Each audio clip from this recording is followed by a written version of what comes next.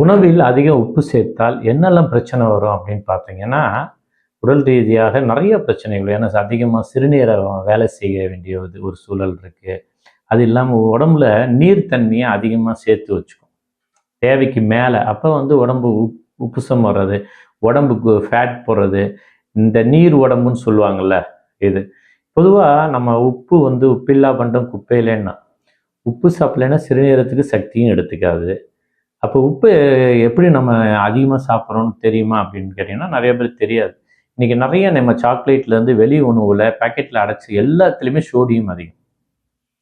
அதனுடைய அளவு இவ்வளோ தான் நம்ம சாப்பிட்ணுன்றதை தீர்மானிக்கிறது இல்லை. அதனுடைய சுவைகளுக்காக அதை வேறு மாதிரி மாடிஃபை பண்ணுறாங்க. இப்போ நம்ம உணவில் சமைக்கிறோம், தேவையான உப்பு கரிச்சிச்சுன்னா நம்ம என்ன பண்ணுவோம்? உப்பு அதிகமாக இருக்குமா அப்படின்னு சொல்லிட்டு அந்த உணவை என்ன பண்ணுவீங்க? டைலூட்டட் பண்ணுவோம். ஒன்று தண்ணியோ ஏதாவது மிக்ஸ் பண்ணி அதை குறைப்பீங்க. இப்போ இந்த மாதிரி சுவைகள் நமக்கு தெரியாமலே உடம்புக்குள்ளே போய் அதனுடைய தன்மையை அதிகப்படுத்தும் போது நமக்கு நிறைய பிரச்சனைகள் வருது என்பதை, அதிகமாக சோடியம் கலந்த உணவுகள், அதிகமாக பேக்கெட் ஃபுட்டு தான். ஸோ தயவு செய்து இதில் முக்கியமாக ஃபாஸ்ட் ஃபுட்லேயும் அதிகமாக அது எவ்வளோ போடுவாங்கன்னே தெரியாது, ஒரு அளவு இருக்காது. நம்ம சுவையாக இருக்குன்னு சாப்பிட்றோம்.